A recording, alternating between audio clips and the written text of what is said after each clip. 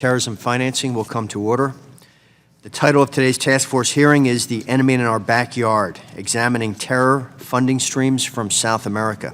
Without objection, the chair is authorized to declare a recess of the task force at any time. And without objection, all members will have 5 legislative days within which to submit extraneous materials to the chair for inclusion in the record. Without objection, members of the full committee who are not members of the task force may participate in today's hearing for purposes of making an opening statement or questioning the witnesses. The chair now recognizes himself for 2 minutes for an opening statement.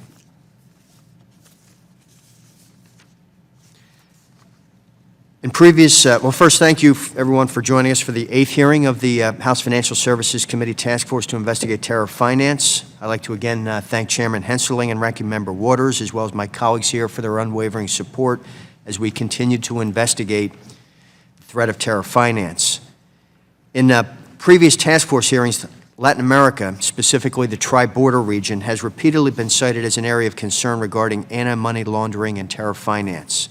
As chairman of this task force, we've met with our regional partners as well as U.S. personnel on the ground in South and Central America that are working to identify and choke off funding to terrorist and organized criminal groups. While in country, including in Argentina and Paraguay, we investigated and engaged the efforts put forth by our allies, the means being employed, the efforts being made by the U.S. in the region, and whether the United States lawmakers need to provide new tools or engage the administration to more effectively use the authority and resources that they already have. Today, with this expert panel of witnesses before us, we aim to continue our investigation. This hearing will examine how South American criminal enterprises, including those designated by the State Department as foreign terrorist organizations, how they fund their operations, including through the illicit uses of the financial system. At this time, I'd like to recognize this task force's ranking member and my colleague, Mr. Lynch from Massachusetts, for an opening statement. Thank you, Mr. Chairman. I want to thank our witnesses for your willingness to help this committee with its work. I also want to thank Vice Chairman Pittenger, who I understand was renominated in the Republican primary yesterday, so congratulations on that. I am pleased we're holding today's hearing so we can further examine terrorist financing streams from South America. Today, I would like to put particular focus on the revelations contained in the leaked financial documents known as the Panama Papers.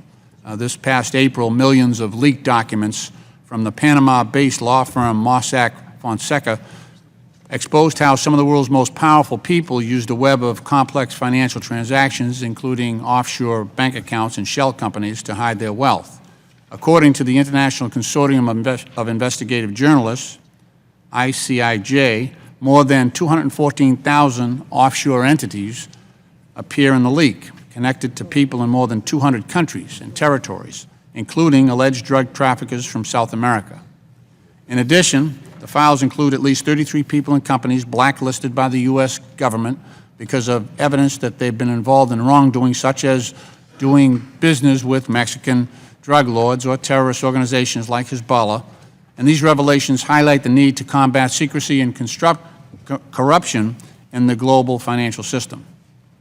In response, we on this committee have been working, along with some of our colleagues on the larger committee and on this task force, on legislation to combat corruption by foreign governments.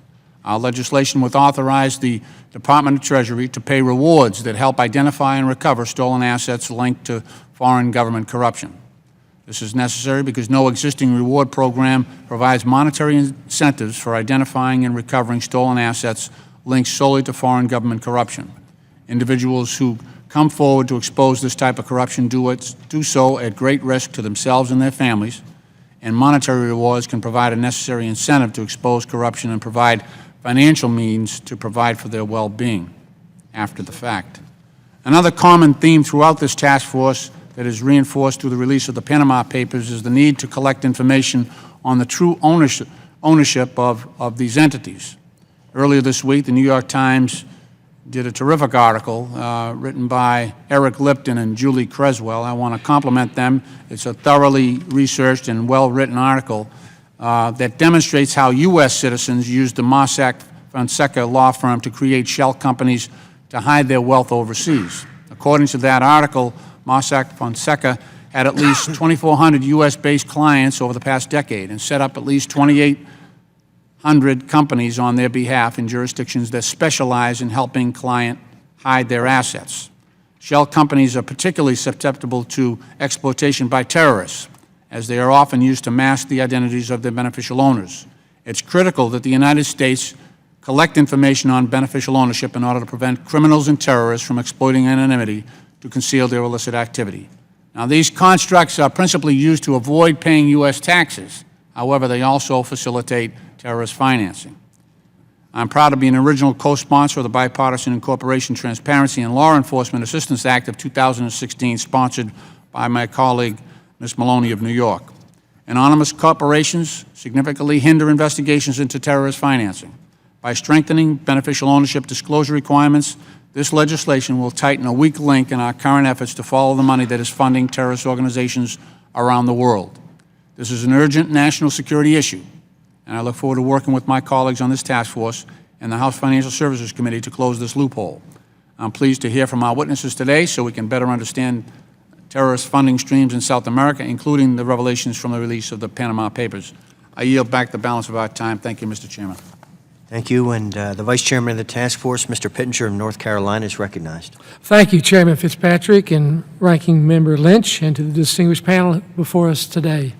Mr. Chairman, I am particularly grateful for today's hearing, which will focus on the illicit finance operations in South America. As you know, delegation from this task force recently visited Colombia, Panama, Paraguay, and Argentina to meet with government officials and view firsthand the problems that they face in South America. When I was in Argentina, I had the pleasure of meeting with one of the distinguished panelists, Mr. Mariano Federici. Mr. Federici is an outstanding public servant, a representative of the Argentinian people. Mr. Federici's role with Argentina's government gives me great hope and certainty of Argentina's serious commitment about combating illicit finance operations. Furthermore, I'd like to highlight that Mr. Federici will be participating with us in a parliamentary security conference that I'll be hosting in Vienna in 2 weeks, where he will be able to share his work before parliamentarians from over 25 countries. Thank you for your continued partnership with us on these issues and your willingness to participate in the forum. Back in October, I co-hosted a similar security forum here in Washington and with another panelist, Mr. Braun, who also participated. Mr. Braun, it's great to see you back here again in Washington. Thank you for your continued work and dedication to these issues. Mr. Chairman, thank you, and I yield back. We now welcome our witnesses. Mr. Mariano Federici has been the president of the Financial Intelligence Unit of Argentina since January 2016. In this capacity, Mr. Federici directs the country's anti-money laundering and counter-terrorist financing efforts. Previously, Mr. Federici was a country lawyer, regional advisor, and senior counsel to the International Monetary Fund on Latin America. He also worked as an associate for an Argentine law firm, advising financial institutions and companies in a wide spectrum of transactions and matters involving regulatory and statutory interpretation. At the start of his career, Mr. Federici worked as a clerk for the National Criminal Courts of the city of Buenos Aires. He was born in Buenos Aires, holds a Juris Doctor from the Catholic University of Argentina, and a Master of Laws in Law and Finance from the University of Virginia School of Law. Mr. Michael Braun is a co-founder and one of 2 managing partners at SGI Global. Mr. Braun has 33 years of extensive experience in federal, state, and local law enforcement. He spent 24 of these years at the U.S. Drug Enforcement Administration, where he developed the DEA's successful counter-narco-terrorism programs, including the formative development of the agency's Foreign Deployed Advisory and Support Teams, the FAST teams, and other programs addressing narco-terrorism. He's also responsible for the agency's extensive expansion in Afghanistan from 2004 to 2008. Mr. Braun retired from the DEA as Assistant Administrator and Chief of Operations in 2008, and when we were down in Central America, ran into some of his former colleagues who called Mr. Braun an icon in law enforcement, and they talked about how his influence and his leadership and vision continue to define the DEA even a decade after your retirement. So, sir, we thank you for your service. Dr. Emmanuel Ottolenghi is Senior Fellow at the Center on Sanctions and Illicit Finance of the Foundation for the Defense of Democracies. Dr. Ottolenghi's research focuses primarily on Iran's Islamic Revolutionary Guard Corps, the European Union's Middle East policymaking, transatlantic relations, and Arab-Israeli conflict, as well as Israel's domestic politics. Prior to joining the FDD, Dr. Oenini headed the Transatlantic Institute in Brussels and taught Israel Studies at St. Anthony's College at Oxford University. He obtained his PhD in political theory at the Hebrew University of Jerusalem and an undergraduate degree in political science at the University of Bologna. The witnesses will now be recognized for 5 minutes to give an oral presentation of their testimony. Without objection, the witnesses' written statements will be made a part of the record following their oral remarks.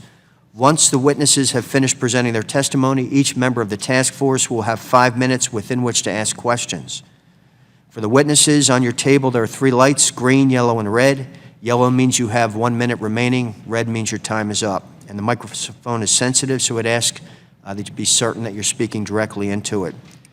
With that, Mr. Federici, you're now recognized for 5 minutes. Thank you very much, Mr. Chairman, honorable representatives, members of the Task Force to investigate terrorism financing. I'd like to start by sharing with you that in September 2001, I was a young lawyer working for Sullivan & Cromwell in New York. I was at the firm's Wall Street office when the attacks took place and saw the collapse of the second tower with my own eyes. I still vividly remember that moment, the frustration and the anger at the terrorists, but also the respect and admiration towards the people of this great nation and how fast they came together to bring it back on its feet.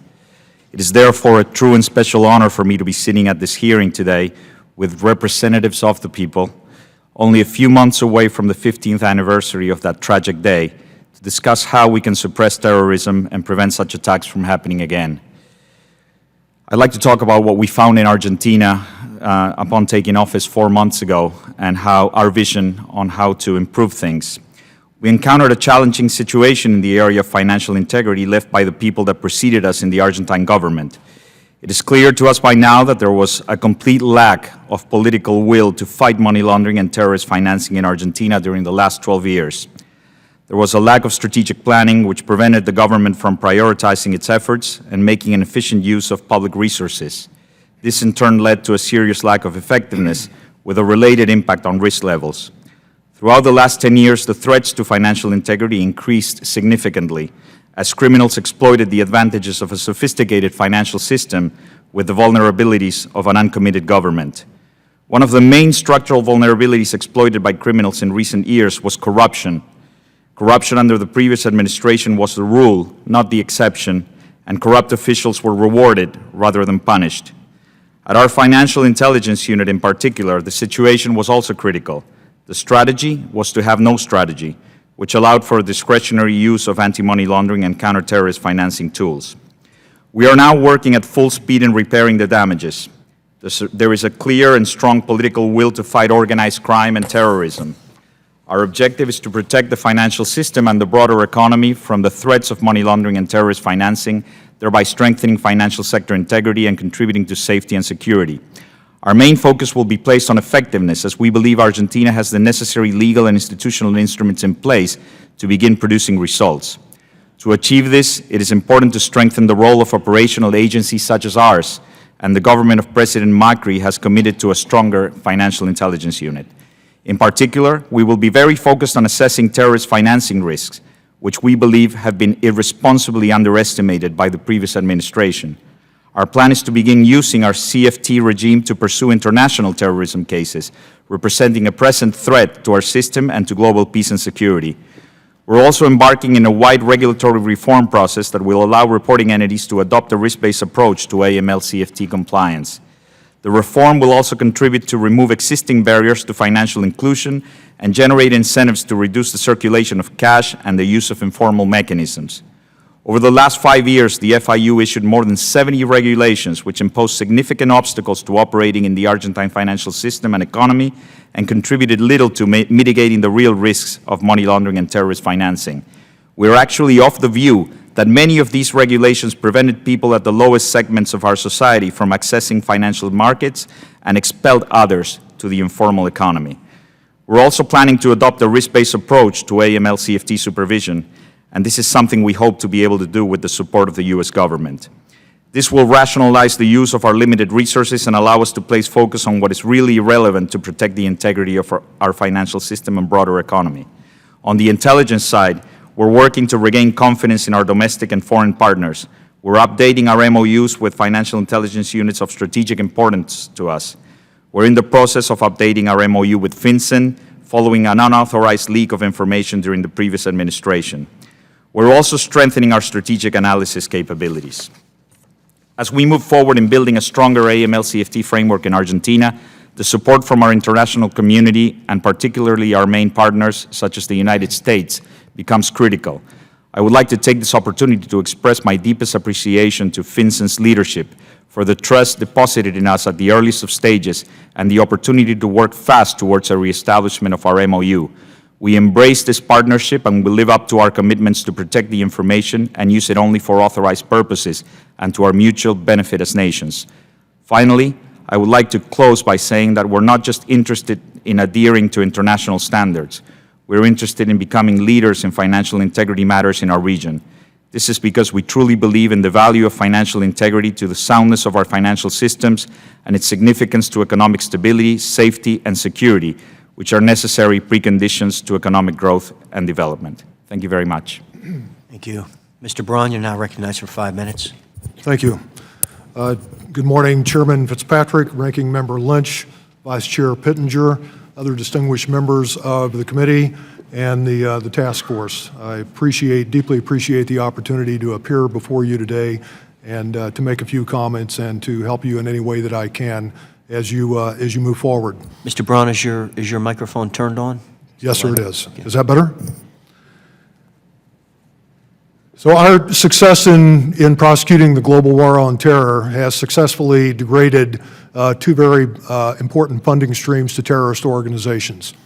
Those from very powerful private donors as well as state sponsors. Consequently, terror organizations, many of them have had to resort to other means, alternate means, to keep their movements alive and to keep their operations flowing. And that's what we're really here to talk about today. That's why we are here today. I'll use Hezbollah as the best example of what we're up against today and make three important points in that process. First, Hezbollah is not the same organization that they were 15 years ago, just 15 short years ago.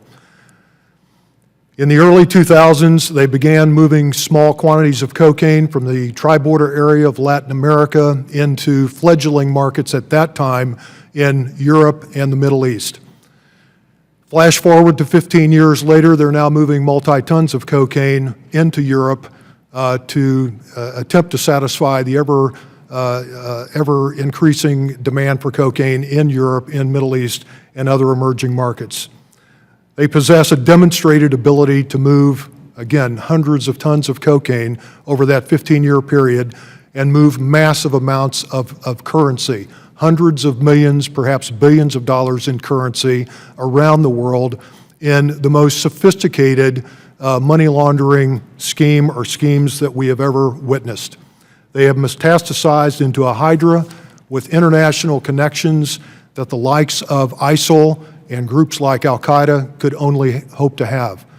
Those connections are with transnational organized crime groups, with terror and insurgent groups throughout the world. We need to build organized crime and investigative judicial capacity to deal with the threats that we're up against. We are here to talk about illicit finance today. We need to develop very close partnerships and even closer partnerships with our partner nations around the world to help them build judicial capacity and organized crime and terror investigative capacity in their countries. But we also need to do some work at home, because I can assure you that the vast majority of federal agents in our country, I don't care what agency that they work for, are not experts in dealing with or investigating necessarily with what we're up against today. So we've talked about illicit finance and the importance of going after the money, following the money. But our obsession with following the money over the past many years, for some unknown reason, we seem to have missed out on one opportunity after another. We seem to have forgotten about the importance of disrupting the supply chain, about interdicting drugs and other contraband.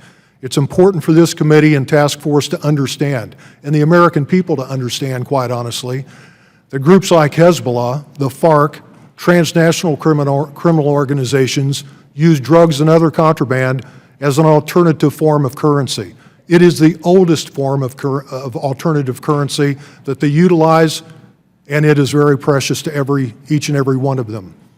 They trade drugs for vehicles of all sorts, aircraft, boats, limousines. They trade currency for smuggling operations, to pay for smuggling operations, for counterfeit documents. The list goes on and on. And if we don't start focusing as much energy at disrupting the supply chain as we do attacking illicit finance, we'll never get to where we need to be. In closing, I'm a career law enforcement professional, Mr. Chairman, as you said. I'm not here to tell this committee or to proclaim to this committee or anyone else for that matter that a judicial approach to attacking terrorism is a panacea. It's certainly not. But I'll tell you what it can deliver that no other tool in our counterterrorism toolbox can deliver. When real justice is meted out in a federal courthouse somewhere in the United States or some other competent jurisdiction around the world, where we've brought a terror leader to justice, that message that we can deliver by identifying that terrorist for who he or she really is, an organized crime thug of international proportions that preys on the very weakest in our global society, and someone who is not a freedom fighter, as so many have been indoctrinated or charmed into believing they are. Thank you for allowing me to make my comments, for being here today. I look forward to meeting and working with all of you and your staffs to help in any way I can. Thank you. Dr. Ottolenghi, you're now recognized for 5 minutes. Chairman Fitzpatrick, Vice Chairman Pittenger, and Ranking Member Lynch, members of the task force, on behalf of the Foundation for Defense of Democracies, I thank you for the opportunity to testify. In Latin America, the combination of weak governments, porous borders, widespread corruption in public institutions, and the lack of adequate legislative tools to combat terror finance creates an ideal environment for transnational organized crime. Drug trafficking, trade-based money laundering, and terror financing can no longer be treated as distinct phenomena. Terror organizations help drug traffickers move merchandise to their markets. They then launder revenues through sales of consumer goods. Profits fund terrorist activities. In Latin America, Hezbollah plays a central role in this new landscape thanks to a vast network of support. Hezbollah generates loyalty among local Shia communities by managing their religious and educational structures. It then leverages loyalty to solicit funds and use business connections to its own advantage, including critically to facilitate its interactions with organized crime. My written testimony explains how the group's religious, charitable, educational institutions, its clerics, its supporters' licit commercial activities, and its illicit finance network all overlap. The tri-border area of Argentina, Brazil, and Paraguay, or TBA, illustrates this overlap. It also shows how the absence of proper local legislative tools to combat terror finance has limited the impact of U.S. measures to counter it. The Galeria Page in Paraguay's Ciudad del Este, which Treasury designated in 2006, merely changed its name to Galeria Uniamerica. Its owner, Hamzi Ahmed Barakat, continued his activities until his arrest in Brazil in 2013, not for terror finance, but for fraud. And Mohsen Bilal Wehbe, a Hezbollah cleric the Treasury designated in 2010, continues to operate openly in Brazil. Porous borders compound these problems. Trade-based money laundering in the TBA, a key component of the narco-traffic terrorism nexus, relies on commercial goods not produced in Paraguay. Imported goods are re-exported through the TBA, a porous border at the southern end of a long, lawless frontier infamous for drugs and weapons trafficking. A recently leaked investigation into tax fraud in Ciudad del Este, which local authorities have dubbed a mega evasion due to its size, brings all this together. Local accountants issued false invoices on behalf of 285 companies registered in the TBA for an estimated $270 million in tax evasion. Authorities are focusing on a cluster of companies with alleged links to Hezbollah through two shareholders, Jafar Balhas and Walid Amin Suede. Paraguay's media have documented their close connections to politicians and custom officials, suggesting these links ensure lax custom inspections. Import-export data for their companies show merchandise deliveries from China arrive by air, with cargo flights operated by Emirates via Dakar, Senegal, and the Miami-based Centurion Air Cargo. Both airlines fly regularly to Ciudad del Este. For example, a bill of lading that appears in my written testimony details delivery by air to the TBA business Pontocom megastore from Spaltec Electronics in Hong Kong. Suede owns both companies, as well as Global Logistics Solutions, the Hong Kong registered shipping company. In short, Suede controlled every company involved in the transaction. Given the false invoicing, it is highly plausible that this is a trade-based money laundering scheme involving false shipments. This pattern is common to other companies under investigation, some of which use LLCs incorporated in Miami rather than Hong Kong as their transit point for merchandise and paperwork. Successive U.S. administrations have, over the years, repeatedly designated Hezbollah financiers and financial networks. The TBA and other border areas in Latin America offer a target-rich environment for new designations. Additional measures should be adopted to diminish Hezbollah's ability to exploit structural weaknesses prevalent in the region that have made it possible for it to interact with local criminal syndicates. There should be more stringent controls and better monitoring of merchandise traveling to the TBA. Problematic shipments by air reach the TBA from 2 points of departure, Miami International Airport and Dubai via Dakar. The U.S. should institute stricter controls over shipments from Miami and perform more stringent and timely due diligence on companies shipping to the Paraguayan city. The same can be said over cargo arriving to the TBA from Dubai via Dakar. Washington should ask and work with authorities in both countries to exercise greater scrutiny over merchandise and its recipients before planes leave. Stricter controls could reduce illicit shipments and raise the cost for Hezbollah middlemen in the TBA. These are just some of my recommendations. I thank you for the opportunity to testify, and I look forward to your questions. We thank the witnesses for their opening statements, and the chair now recognizes himself for 5 minutes. Mr. Federici, 4 months is a relatively short period of time, but so much has happened, and we want to congratulate you on getting Argentina's FIU back online. We want to thank you for the information sharing which is now occurring between your country, your intelligence unit, and our Department of Treasury and FinCEN. It's so important to Argentina and to the United States and to the region and the security. We're aware that a number of countries in Latin America don't necessarily perceive the risk of terrorism financing as a relevant risk in the context of their domestic relations. In your opinion, are these perceptions, are they duly justified? What can you tell us about the perceptions of terrorist finance in the domestic context of individual nations? Thank you very much for your question, Mr. Chairman. Indeed, having worked as a regional advisor for Latin America and the Caribbean at the IMF for the past 10 years, I've had the chance to listen to discussions related to perceptions of risk of terrorist financing in the context of the GAFI-LAT, which is the FATF group for Latin America, and the CFATF, which is the same type of regional body for the Caribbean. And many countries in the region, unfortunately, express publicly their perception that the terrorist financing risk is not a risk pertinent to the region. It's a problem of the United States, it's a problem of Europe and other parts of the world. I have always emphasized from the IMF, and I'm doing it so now with much more strength from my public position in Argentina, that these type of opinions lightly thrown in international bodies like the ones I referred to are, to say the least, irresponsible if they are done without having previously conducted a thorough and professional terrorist financing risk assessment in the jurisdiction.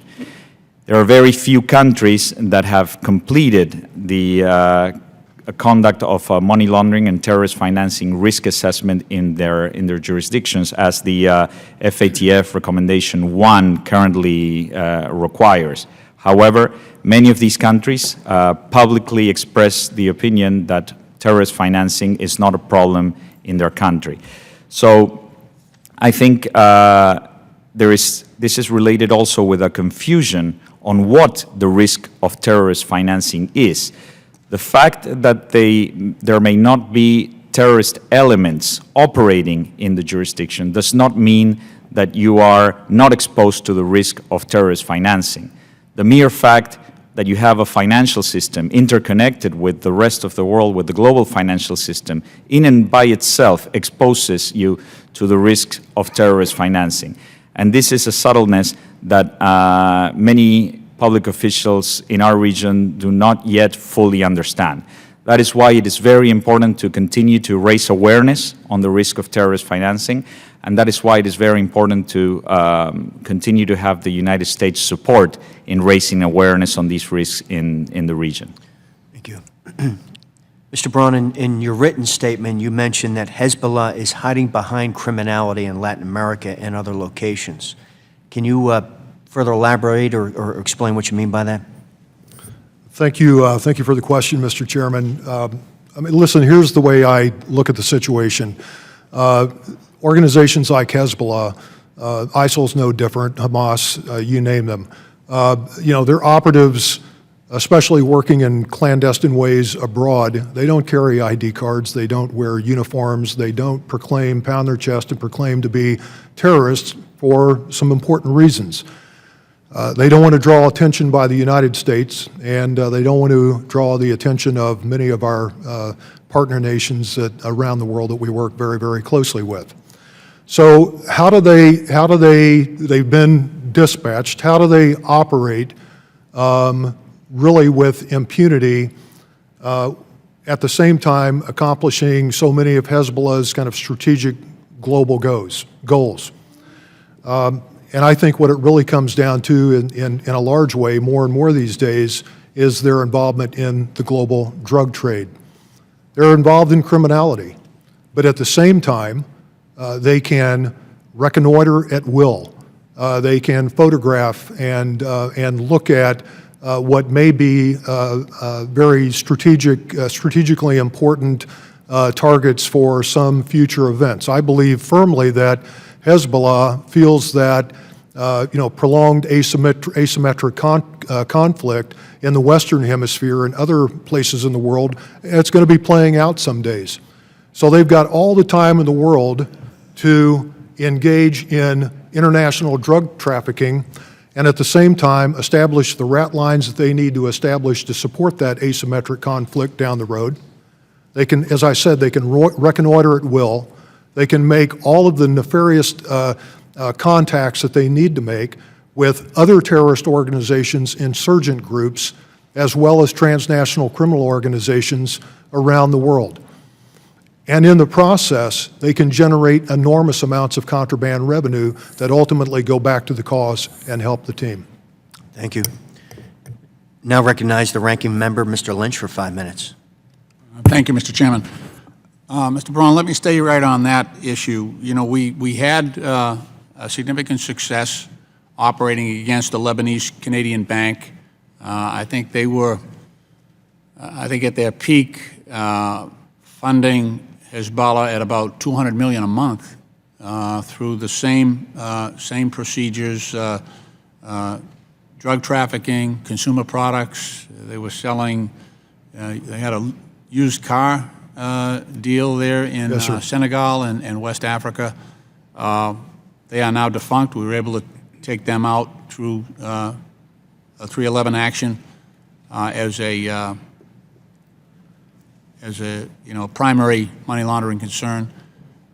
Are we missing something though in terms of, that process? It seems as though as we adapt, some of these terrorist groups are readapting and re-engineering their organizations to sort of escape our measures of accountability.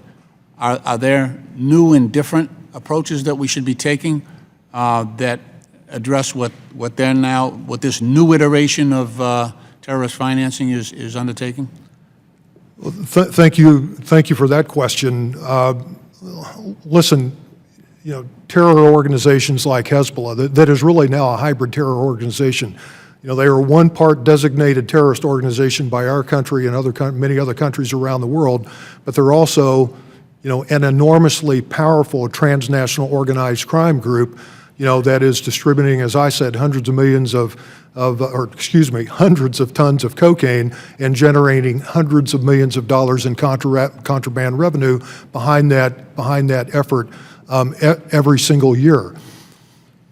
It's important to understand, though, too, that let's go back in time. You can talk about the Medellin cartel. You can talk about the Cali cartel. Look at what's been playing out in Mexico for many, many decades. What most folks in America don't realize is what's been going on in Mexico with respect to drug trafficking. It's really been playing out for more than 70 years, right? And with every action that we take, I don't care if it's law enforcement or our military or our intelligence services, with every aggressive action that you take against these, what have evolved ultimately into very powerful threats, they're going to evolve, they're going to change their tactics, techniques, and procedures. It's going to take law enforcement a little time to figure out what they're doing before they can hit them again. What we've got... Let me sharpen my question then. Okay. We don't have that much time. Our current protocol is to work through FATF and the FEIUs, the FIUs, the Financial Intelligence Units, and that has been somewhat effective in terms of stopping the financing, the wire transfer of resources from one institution to another, you know, to fund terrorist financing. That system is fairly effective, I think. Mm-hmm. The problem now is that they're going off the grid. Sure. They're going off the grid. So those measures, that world that we're operating in, is not as effective as it once was because of these new networks that, as I say, are off the grid and are not subject to, the formal regulatory process that we're adapting. They're sort of, they're doing consumer products now as separate entities. They're deep into the drug trade. There's a lot of cross-border smuggling of assets and bulk cash transfers across the border. Mm-hmm. Now, maybe speak to the situation at the Mexican border. You talked about Mexico quite a bit. Is the vulnerability at the Mexican border, a factor, or is it a large factor in our ability to combat some of what's going on in South and Central America and in Mexico? It's part of the problem, but we've done, thanks to you and many of your colleagues here in the House, we've done a phenomenal job at shoring up many of the gaps along the southwest border. We've got over 20,000 Border Patrol agents now, most of which are down in that area, interdicting drugs, interdicting money, et cetera. So we've done a good job there. Where we're really lacking is defense in depth, if you will. The Department of Defense's detection and monitoring assets that they had before 9/11, after 9/11, over 60% of those assets went away. They went to other parts of the world, where they needed to be. But for the most part, they've never come back into theater. And every four-star admiral and general that's commanded Southcom since 9/11 has talked about this very, very troubling situation that they find themselves in, where they're tracking load after load after load of suspected cocaine and probably loads of cash, and they can't not do anything about it. They literally sit by and watch these targets pass on the screen.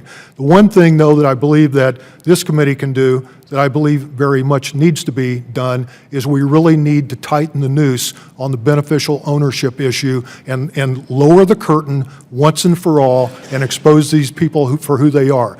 Because that is the linchpin, that is the choke point for all of the money laundering that has been discussed and probably will be continued to be discussed that Hezbollah is engaged in. And you're right, the LCB was moving over $200 million a month in Hezbollah cocaine money through that institution and many of its affiliate institutions, banks. Thank you. I yield back. Vice Chairman, Mr. Pittenger is recognized for 5 minutes. Thank you, Mr. Chairman. Mr. Federici, our objective is to assist you in any way possible as you emerge as a major regional leader in our efforts to counter illicit finance. What else can be done that you would like to see from the United States, specifically related to an OTA presence? Would that be important? and just kindly give us your insights and what would help you be successful. Thank you very much for your question. Well, I think to begin with, I have to express my appreciation for the support that the United States is already providing to our new government in Argentina. The presence of President Obama, I think less than 2 months ago, with the early arrival of President Macri, was a very strong political sign of support. And the presence of Jennifer Shasky, FinCEN's former now director, in Argentina a couple of days before the arrival of President Obama was a very strong support to my job. I think that type of international and political support is very important to not only to motivate us to continue the work in the right track, but also to show a sign to the rest of the region and the world that we can work as partners and allies. I also think your support is fundamental in helping us raise awareness, particularly on the importance of addressing terrorist financing risks in our country and in our region. I would like to see the presence of U.S. officials more often coming to Argentina, helping us convey the right message in Buenos Aires, in the tri-border area, and I hope to be able to team up in partnership with our Brazilian and Paraguayan counterparts in those efforts as well. Now, we also need technical assistance, and I think that's where OTA support through the Department of the Treasury's OTA support can be of great help. We had a first mission to conduct a diagnostic of the situation at the FIU and the broader AML-CFT system, and we're looking forward to receiving their support, particularly to strengthen our AML-CFT supervisory capabilities. Because apart from being an intelligence agency, we're also a regulator for the entire financial system, and our main role is to protect financial integrity, and that's where I think OTA can really add value to our work. We also need technology, and unfortunately, over the past 10 years, there has been little investment in technological resources, and this really affects our capacity to conduct sophisticated analysis. And I think that's where the United States can also help us come closer to providers and companies that can offer solutions to our current challenges. Thank you very much. Thank you. I would like you to weigh in some more on the tri-border area. And as we went to the tri-border area, of course, it's very open, and did not see any presence of any law enforcement there, and just free flow of individuals and traffic. And what do you see, Mr. Braun? And all the panel can weigh in on this. We have about a minute and a half left in my time, but what do you see that can be done specifically to address the tri-border area? Well, what it really comes down to is if not ungoverned space, undergoverned space, places like the tri-border area. And it's important to understand, Congressman, that both transnational organized crime as well as terror organizations are attracted to those areas because they can thrive in those areas, they can operate with impunity because of a lack of law enforcement resources and other security forces. And really a lack of any type of meaningful judicial process whatsoever, or, the more raw side of power, almost a total lack of any kind of a military or other security presence. So they're attracted to those areas because, again, they can operate with impunity in those areas.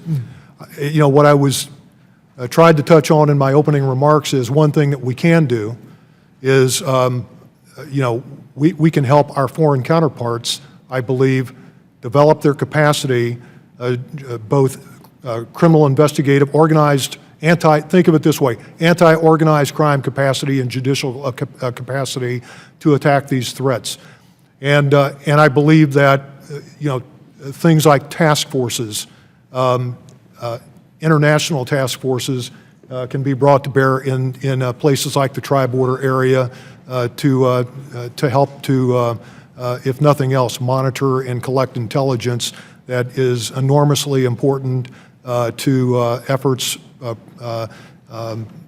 outside of that area. Thank you. My time's expired.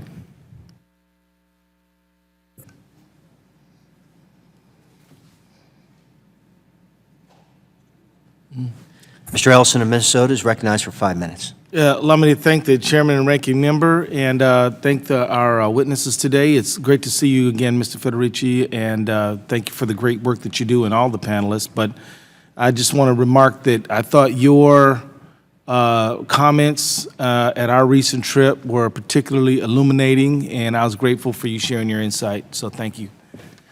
I won't go over what some of my colleagues already asked, but one of the things in front of the world and our hemisphere right now is that 2 out of 3 foreign terrorist organizations operating in Latin America, the FARC and the ELN, are now in a process of negotiating peace with the government.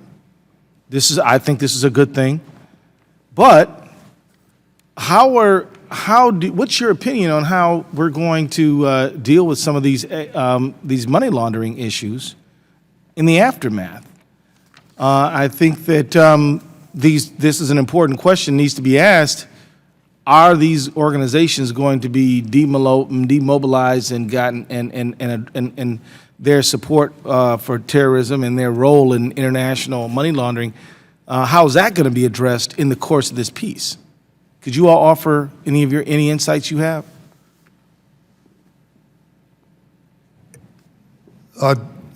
Congressman, I would say one thing front and center that, listen, I applaud Colombia's efforts to bring the FARC, ELN to the peace table and to bring peace to the country for the first time since the FARC stood up in 1964. They've been around for over 50 years now. But the most important point is, and the Colombian government realizes this, they know it, is if anyone thinks for a minute that these combatants are, going to blend, that these combatants are going to blend back into society, are going to take jobs at, the local factory or other places, the vast majority of them simply won't.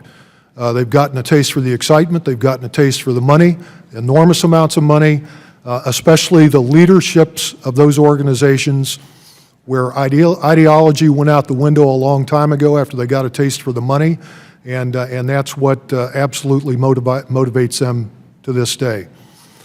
So I don't see personally. I don't see a great deal of change. Any other ideas, Mr. Federici? Oh, go. Sorry, Mr. Congressman, I would just like to add one point and try to bring the conversation back to a sort of broader level, looking at the region, because I think that what is happening in Colombia with the peace process and the challenges that it poses are a reflection of a broader regional problem, namely that all of these illicit activities do occur to some extent because of the corruption, complacency, and complicity of sectors of public institutions and politicians in the region. There is a vested interest among these categories of public servants not to prosecute and go after these networks. Now, this is a challenge across the continent, across the region, and one of the things that I think can be done to improve the response of the international community, and particularly of the United States, is that if you cannot persuade the political classes, and the FARC will join the political class of Colombia if the peace process comes to fruition, if you cannot persuade the political classes to abide by the law, international standards, financial integrity, and prosecute criminals, what you need to do is to institute mechanisms of enforcement outside of their jurisdictions. One example that I would make here is when I was recently myself in the tri-border region 2 months ago, a Paraguayan official showed me data about cash flows out of the country. More than 90% of funds that are wired out of Paraguay end up or transit through the United States financial system. So here you have a perfect tool to go after some of these money flows without the need for the cooperation of those who do not wish to help. Thank you. Thank you. Mr. Federici, Dr. Federici? Yes, I'd like to go back to your question because I think it's a very interesting question. We, as part of the international community as well, we have begun to think about this because Colombia is coming up for an assessment against the international standard pretty soon. Is going to be conducted by the International Monetary Fund, and this question is going to be raised. How is the money that the FARC has been harboring in Colombia and out of Colombia going to be treated? Because there may be differences in treatment on what the Colombians decide to do with that money and what other countries decide to do with that money. And how compliant is an amnesty of the type that Colombia is contemplating with the international standard? I don't have the real, the final answer to the question yet. I think it deserves some thought from the international community as a whole.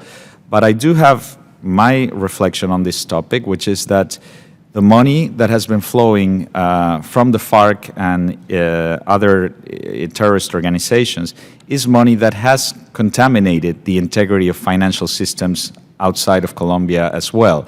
And so I think we have an interest in protecting the integrity of our financial system, and these flows have been a real threat to that objective. So I have in my country had to deal with flows related with these organizations, and to the moment our policy has been to treat them as terrorist funds and apply the necessary measures to suppress them. So we need to be very thoughtful of how we're going to treat this after the final amnesty agreements are signed, and it very much will depend on the letter of those agreements on one side and on the consensus that we manage to reach internationally as to how to treat these money flows. I do want to say that regardless of that, I also share and applaud Colombia's efforts to come to peace within their country. Mr. Chairman, may I just say, I know I'm way over time, but I would just like to say, I absolutely look at this as a positive thing, the peace effort. But if these terrorist groups turn their attention away from fighting the government and turn it on to just criminal behavior around the world, that's not necessarily a good thing. So I'm glad all of you are thinking about it, and I appreciate your comments. Gentleman from Texas, Mr. Williams, is recognized for 5 minutes. Thank you, Chairman Fitzpatrick, and thanks to all the witnesses for being here today for your testimony. Mr. Federici, here in the United States, much of our immigration debate, and I'm particularly sensitive to that issue because I represent Texas, is on border security. We often argue on how much to spend on Border Patrol agents, equipment, new technologies, yet in your testimony you talk about Argentina's border and how it was completely unprotected. You go on to say that those working at the Financial Intelligence Unit were not qualified and had no understanding of money laundering, terrorist financing risk, and strategy. I think that probably makes some of us in this room, like myself, a little worried, especially since we know that our enemies will exploit our southern border if given the opportunity. One of the major themes that these task force hearings have uncovered has been the importance of working with a willing and equal partner when it comes to combating terrorist financing. So, Mr. Federici, I know you talked about some of this in your testimony, but can you expand on what steps Argentina is taking within its borders to fight money laundering, and how will they work with the United States to achieve their goals? Yes, thank you very much. And this is an excellent question. And in fact, it is part of the tragical situation that we found the country in after so many years of disinterest for the public thing in Argentina. As I said, I think corruption had a lot to do with this. Corruption affected particularly the law enforcement agencies, including the border protection agencies. Law enforcement agencies were seriously dismantled. I mean, when we stepped in, we found them really very badly equipped, with very poor salaries, untrained and even mistreated, and with a very lack of trust in themselves. Of course, this led to very little capacity to conduct the job that the law mandates them to do. With regards to the border in particular, we found that only 17% of the borders were controlled by radars, and a very limited air defense system. We found that the airplanes that were supposed to protect our borders were not flying. The ships that were supposed to protect our seas and our rivers were not working. And the military forces the armed forces were very, very badly equipped to conduct their preventive job. Steps are being taken. There was an increase in salaries for all the armed forces very recent. I don't have the exact figures because this is an area that is not under my competence, but I can provide you with the figures upon my return to Buenos Aires. This decision was made by the Ministry of Defense and the Ministry of Security last week. So a recognition of, first of all, of the importance that our armed forces have and that our border protection forces also have in protecting our national security and protecting our country, and a recognition and a commitment expressed in tangible actions like an increase in the salary was the first step to do. Now we need to train them again.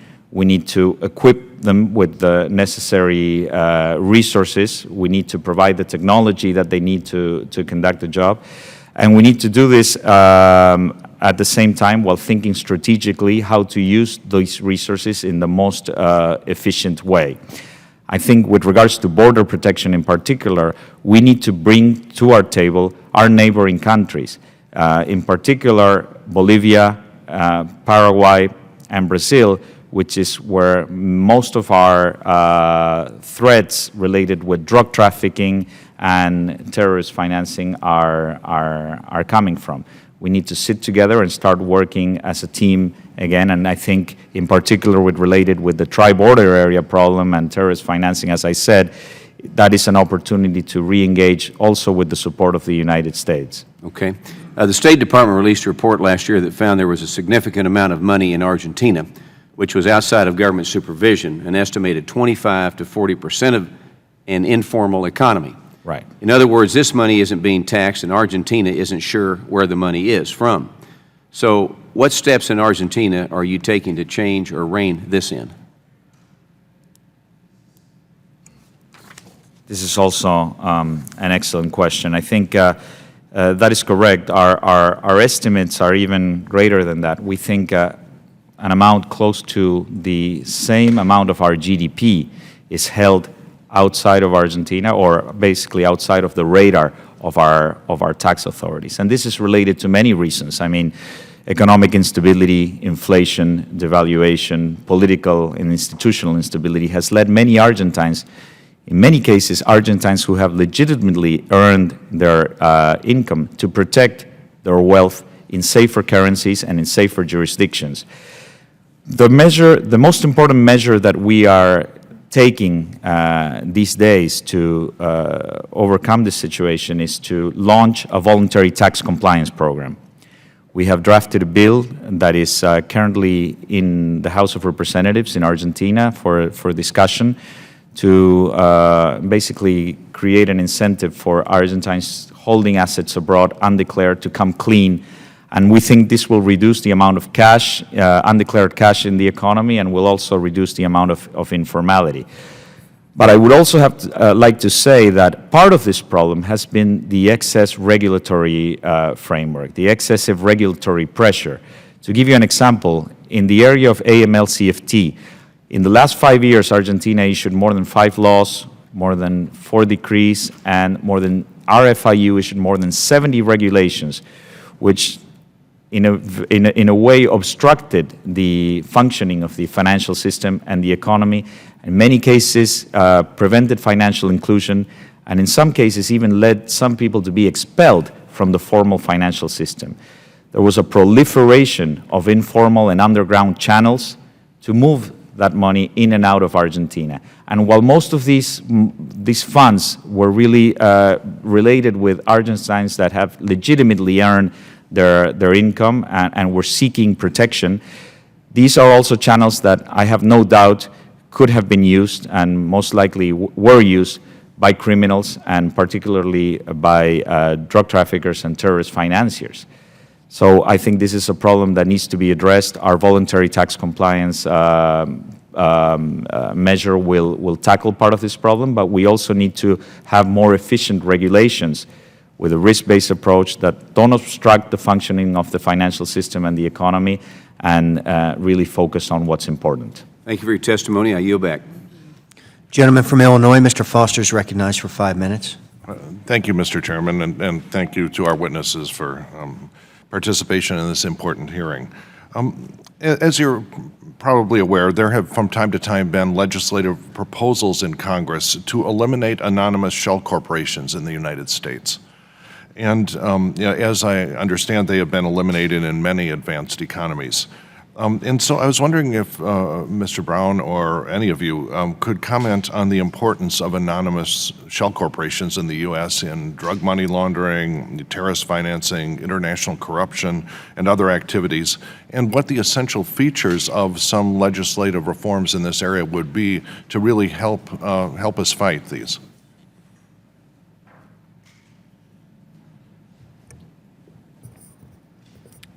Thank you for the question, Congressman.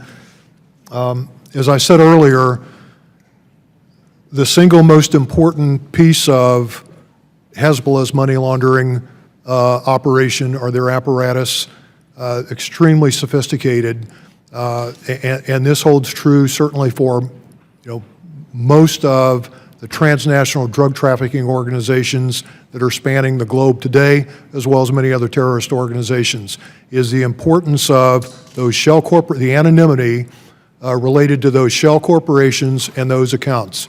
And anything that this committee and task force can do, again, to raise the veil, drop the curtain, whatever, to expose the beneficial owners of those corporations, I believe would have a significant impact on the way today's very nefarious, very sophisticated money launderers are doing business. One thing for sure, it would cause them to change their tactics, techniques, and procedures. What law enforcement needs in our country, I believe, needs to get better at is some real coordination with folks like you, because when those changes take place, those changes result in opportunities for law enforcement to take action, to really knock these folks off their heels, and then the important thing is to stay on top of them after that. And are there countries that you think really do this right in terms of transparency of ownership? Just.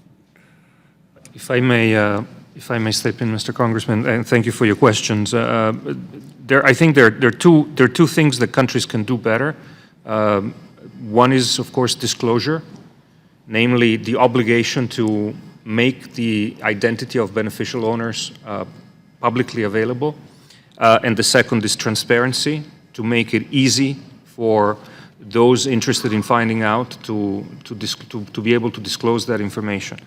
The problem is that beyond these formal conditions and requirements, you do have to confront very informal, well-established systems of concealing that information. And again, I go back to the investigation I mentioned that is ongoing in Paraguay of the false invoices that are at the center of this investigation involved people who had issued invoices for up to $1 million, who were, in one case, a street vendor of ice creams in Ciudad del Este. There were unskilled workers. One of them was actually constrained to his bed for an illness for months and hadn't been earning. They didn't even know that they themselves were declared as the official owners of the companies that were issuing the invoices. So here you had a situation where, from a formal point of view, you knew who the owners of the businesses were, but you cannot go beyond that formality if there is an informal system of criminal complicity where both officials, accountants, attorneys, customs law enforcement are all allowing this mechanism to go on. So again, I think that what is important to complement this gap, to fill this gap, is that we have to identify those areas where we can intervene, operating in a system that is more structured and more law-abiding. Again, these networks rely on the structural weaknesses of these countries and border regions, but they're global networks. In the examples I brought, you have false invoicing and shipments going from Hong Kong through Miami, Dubai, West Africa, into the border regions and back out into the international financial system. If we cannot improve standards of transparency in those countries, we can at least intervene in those points further away in the supply chain where there is the rule of law. There are governments that are allies and friendly and willing to cooperate in order to mitigate the consequences of Now, this. in the example that you just gave where it went through Miami, would there typically be an anonymous U.S. shell corporation involved in that kind of operation?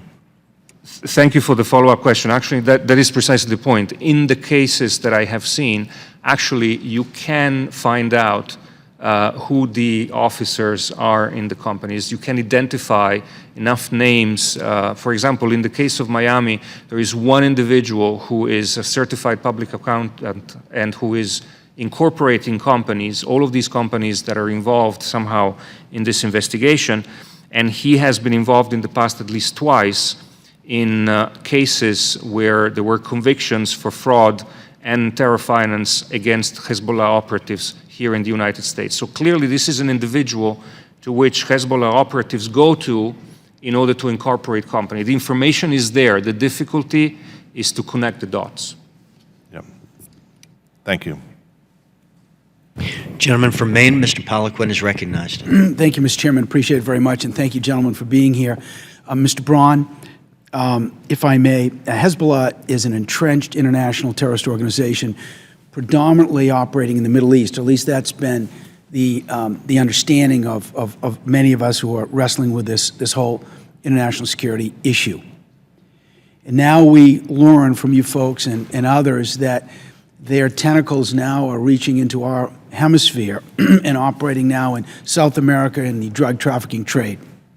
I'm sure you folks are all well aware of the fact that we have a heroin epidemic in this country, and it doesn't spare any location. I represent the great state of Maine, in particular northern Maine and other parts of our state, and we have a real problem up there. Now, we learned, Mr. Braun, that about 95% of the heroin entering this country goes through our southwest border, goes through our southwestern border. Do you have any evidence that Hezbollah and their drug trafficking operations in South America have any kind of impact or influence on the heroin entering this country that's now reaching all the way to northern Maine that is coming through our southwest border?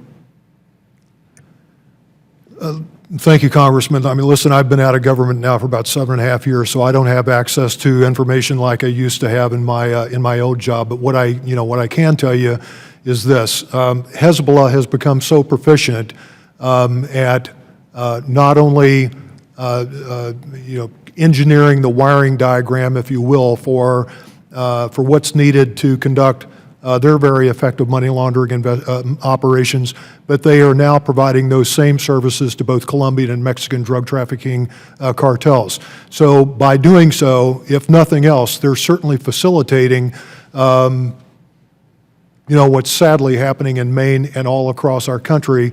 And I thank you for bringing that up, because one thing we've got to remember, folks, is we experienced over 47,000 drug-related overdose deaths last year. That's 129 Americans dying every day of the week. And folks aren't talking about drugs these days. They've just absolutely turned their heads. They don't want to hear about it. But if we don't get this problem in check, if we don't get back to what we used to do, we're going to have an even worse situation in the decades ahead. Doctor, thank you, Mr. Braun. Dr. Arlengi, excuse me. We have a terrific neighbor to our north, of course, the Canadians, and they're a major trading partner with our country. We have a 3,000-mile border. In the state of Maine alone, the land border with Canada is about 311 miles, and you can be on a snowmobile in the middle of a field, doctor, and step off your machine, and 1 foot you're in Canada, 1 foot you're in Maine. Do you worry at all And do we have any evidence whatsoever that as we put more and more pressure on our southwest border, that we may be at risk for additional activities that are unlawful and beyond on our northern border? Thank you for your question. Again, like my colleague on the panel, I do not have access to intelligence and to classified information. I only rely on open sources, so my ability to answer is somewhat constrained and limited by what I know and by what I know I don't know. Having said that, I can tell you that the building blocks of Hezbollah's money laundering, terror finance operations in Latin America, so the social infrastructure, the networks of support and their interconnectivity, which enables them to leverage the businesses and the so-called licit commerce for their nefarious purposes, do exist also across the northern U.S. border with Canada. They do exist in the United States, to be fair, as well, although perhaps not to the same extent.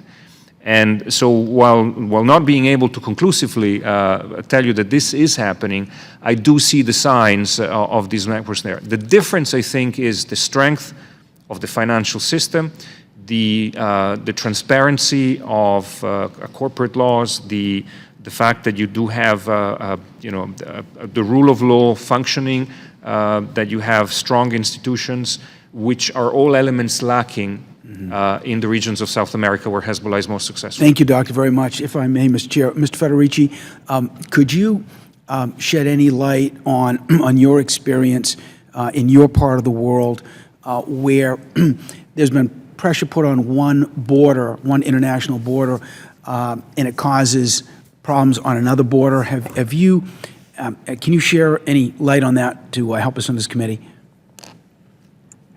Yes, thank you very much, Congressman. And absolutely, we are actually experiencing this as we speak today. In recent years, Argentina has become a very important transit country for the export of illegal drugs out from our borders mainly towards Europe and West Africa. And I'm talking mostly about cocaine flowing south from Bolivia and also from Peru and leaving our ports towards the ocean. And what we are seeing is that in the last 6 months that the new government has been in office, due to all the pressure that we have been putting in controlling our borders and controlling the drug routes that we have identified, there have already been changes, slight changes for the moment, but changes in the routes that drug traffickers take. And we have been receiving signals from our neighboring countries as well that some of these changes are starting to affect them. Particularly South Brazil and Uruguay are seeing an increase in movements and suspicious and unusual movements that they hadn't seen before due to the pressure that we're placing. This is something that is very settled for the moment because we have only been in office for less than 6 months, but that we believe will increase significantly as we continue to put pressure against these organizations, their routes and their flows. Thank you very much. Thank you, Mr. Chairman. Appreciate it. Gentleman from Pennsylvania, Mr. Rothfuss is recognized for 5 minutes. Thank you, Mr. Chairman. Dr. Oenini, there seems to be some dispute about the influence of Iran in South America. Some, including the Obama administration, claim that Iran's influence in the region is waning. However, there are other news reports that cite military and intelligence officials who directly contradict this narrative and claim that Iran's influence is still present and potentially growing, particularly through both Hezbollah and the so-called cultural centers that are being ruled by the Islamic Revolutionary Guard Corps. Where do you fall on this issue? Thank you very much, sir, for your question. A very important point, and I'd like to answer by addressing two themes. The first is Iran and its its Latin America policy, and the second is the connection between Iran and Hezbollah. Let me turn to Iran first. I think that the assessment that the influence or the emphasis of Iran in Latin America is waning is based on the differences in approach between the previous president of Iran and his enthusiasm for Latin America and the current president, who hasn't visited the region yet, and no other officials, senior officials of his government have put the same emphasis. However, the point about Iran's Latin America policy is that this is not a file that is mainly handled by the elected government and its ministries. It is a file that has always been held by the Supreme Leader's office through his own personal representative to Latin America, Mr. Mohsen Rabbani, infamous for his role in the AMIA bombing in Buenos Aires in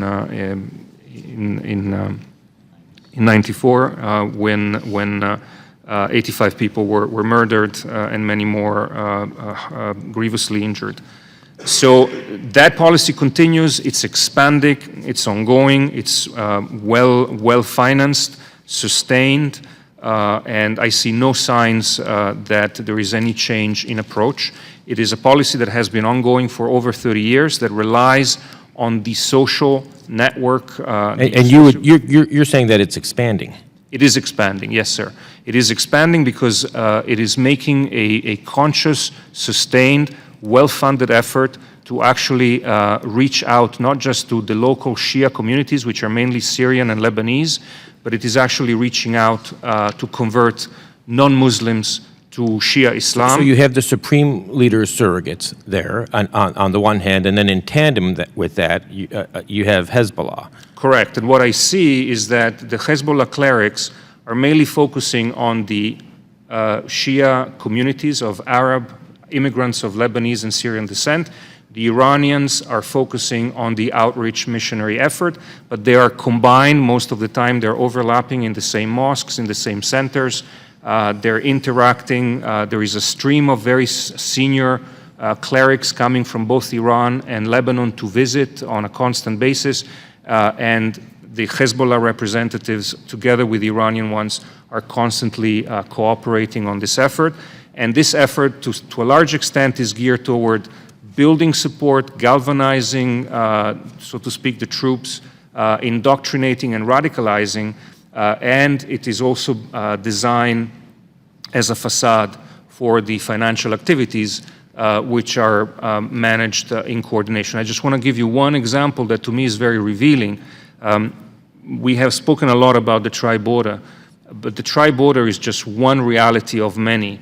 And just along the Brazilian-Paraguay frontier, which is mostly lawless and severely under-guarded and under-patrolled, you have several other cities that have the same characteristics of the tri-border area, namely cities that are on both sides of the frontier with significant Shia Lebanese communities involved in trade. One of these cities is called Ponta Porá on the Brazilian border, and Pedro Juan Caballero on the Paraguay border. There is a very big Shia community What's the population of that community? How many people would you say? The two cities combined have a little over 200,000. And how many in the Shia community? A few thousand, sir. Okay. A few thousand. But in that city, Mohsen Rabbani has a personal representative. Social media information from his own personal Facebook page showed that this individual was about 6-8 weeks ago in Qom celebrating his marriage with Mohsen Rabbani in person officiating. Now, this is akin to having a very senior member of the clergy of Iran, a personal representative of the Supreme Leader, celebrating the marriage of a Muslim convert to Islam in a very remote region of South America. It tells us how important that connection is, and it shows the link in this religious social infrastructure in a critical place that is considered to be one of the highest in crime in Latin America currently, even worse than some of the Colombian cities during the height of the drug crisis, Pedro Juan. The importance that this city has come to have in the design of Iranian policy and in the interaction between Hezbollah and Iran in Latin America. Thank you. Mr. Chairman, I wish I could take more time. I didn't even get to any of the other issues. The Iranian connection here, though, I would just recommend that we might want to take another look at this and continue to shine that light. This is fascinating testimony that we're hearing today, so thank you. Yeah, agreed. And we may have a second round of questioning if we have time before the joint session of Congress. With that, we'll recognize a gentleman from Arizona, Mr. Schweikert, for 5 minutes. Thank you, Mr. Chairman. Mr. Federici, having been in Argentina just a couple months ago,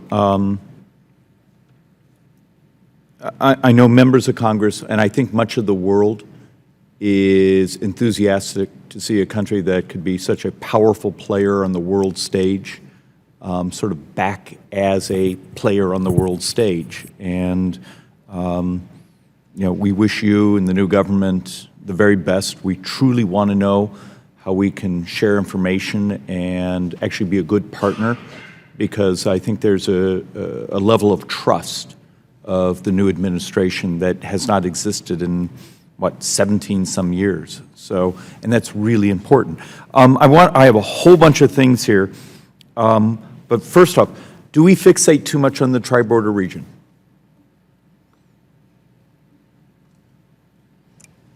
I think, first of all, thank you very much for your comments and for having visited our country. And we really do need the support of our partners. With the United States in particular, I think we share values, we share a common vision of the world, and I think we need to team up together to face the threats that affect us both as nations. So I really do thank you for those words, and we are counting on your support. I have to say that from the perspective of our countries, we think we fixate too little on the tri-border area.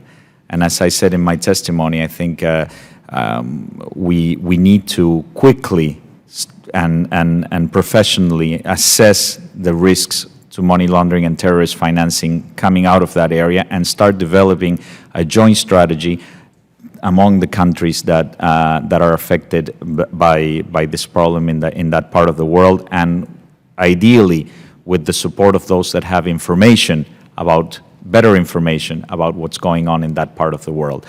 I think personally that my country has irresponsibly unattended the risks stemming out from that area, and that's why we think we need to get back into the game. We need to re-engage our neighbors in that assessment and start developing a joint strategy together. It's actually not where we want to go, but to that point, is your counterpart in Brazil, are they reaching out and also working with you? Okay, I don't want to say something inappropriate speaking about another country, given that I'm a public official of Argentina. You can just say you're working on it. But I do want to say that Brazil's role in helping us assess the risks in this part of the world and in developing a strategy is fundamental. This cannot be done without their engagement. That is why we need Brazil at that table, and we need to start working together with them. They are currently attending, I think,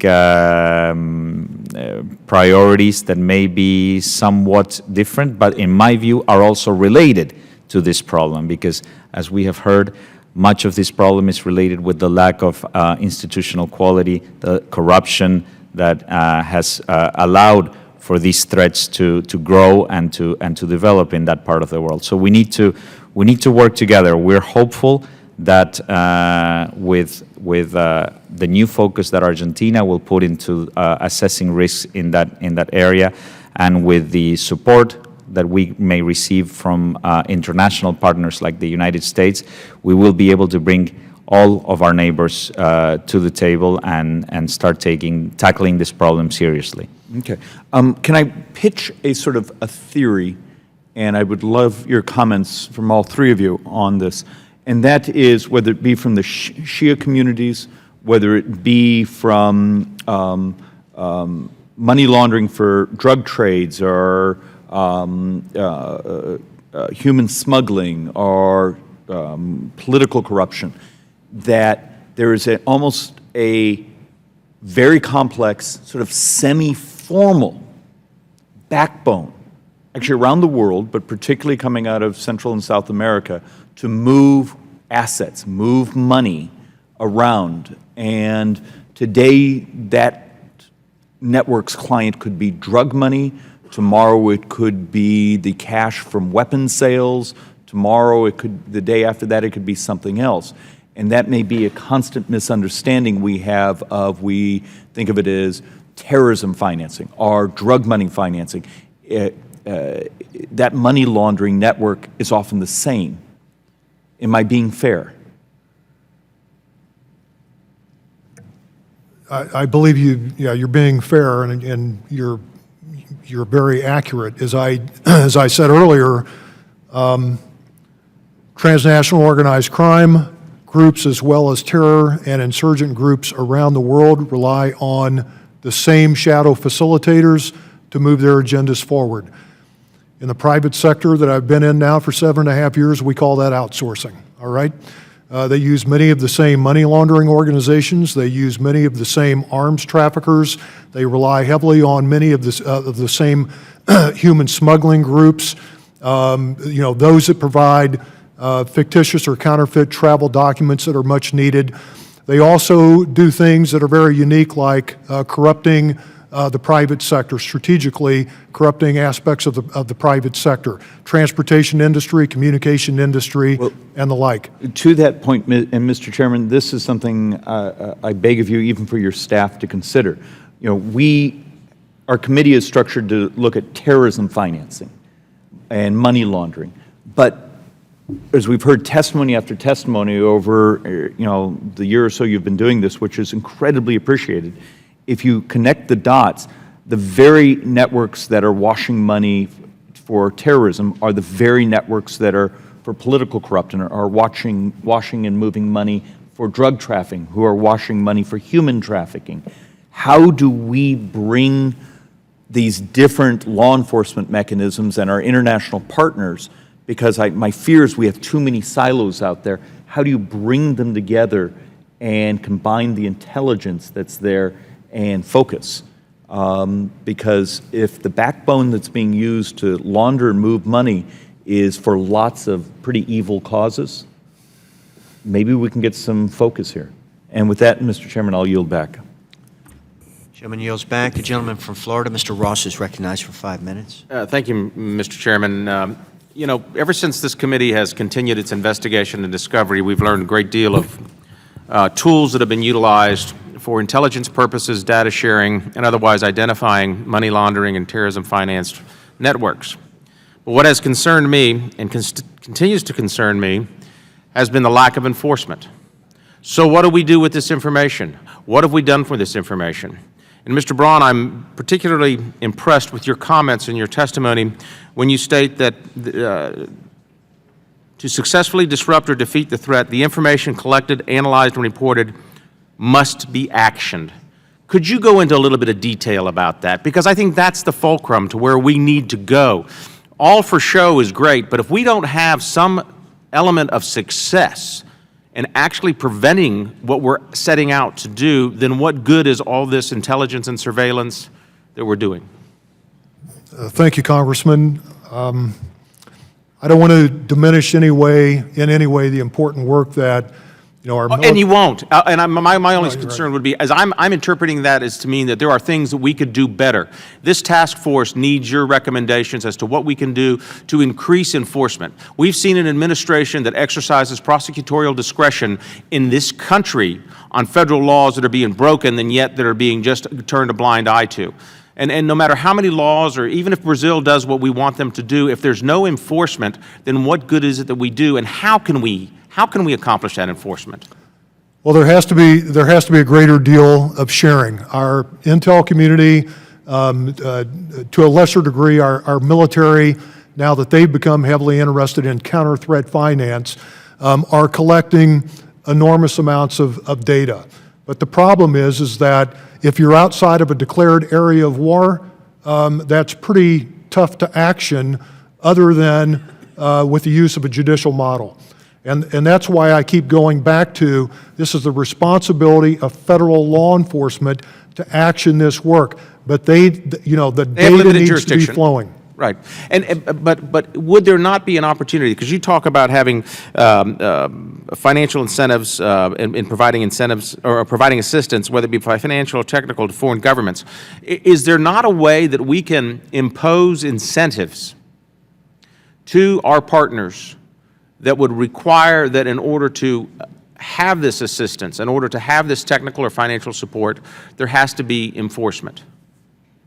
Because jurisdictionally, there's only so far that the long arm of the United States can go. We have to rely on our partners. And while our partners are, of course, welcome to accept our assistance, if they're not using it for enforcement purposes, then what recourse do we have? Well, with our counterparts abroad, I mean, one thing that could be done legislatively is if they're not willing to share the information that we're working with them to build capacity to collect, then we turn off the tap. And that's what it really comes down to. And I think that's what it comes down to. I don't want to see it come down to that, because I think the source could be in their country, and yet even if they share the intelligence with us to where it gets to our country, we can exercise our enforcement jurisdiction. I would like to see it stopped at the source. And Mr. Federici, and I'm very grateful for you to be here. I'm very impressed with what Argentina is doing. How have we been as a partner? Are we, do you see us in an opportunity to provide these incentives? Do you see, because there has to be a good quid pro quo there for nation building, if you will, to defeat money laundering and anti-terrorism financing. Your comments about enforcement? Well, I think, we're just starting to rebuild our trust, I think, as nations with this new government. There's been a paralysis in the relationship over the last few years, and I assume, and I am very sure this is mostly the responsibility of our previous administration that has been unwilling to cooperate. Now, I think we need to start building this new trust fast, because the threats are there. They're growing exponentially almost. Exactly. Yes. What we mostly need at the moment to be able to operate and to be able to enforce these actions is intelligence right now. We need high-quality intelligence on our hands to be able to use the tools that the law grants us to seize the assets of criminals, to interrupt the flows of potential terrorists. And you would do that if you had the intelligence. I have the absolute determination to do that. You can count on that for sure. We have information that there have been flows of terrorist money coming out from Argentina to the hands of foreign terrorist fighters that have enlisted with ISIL.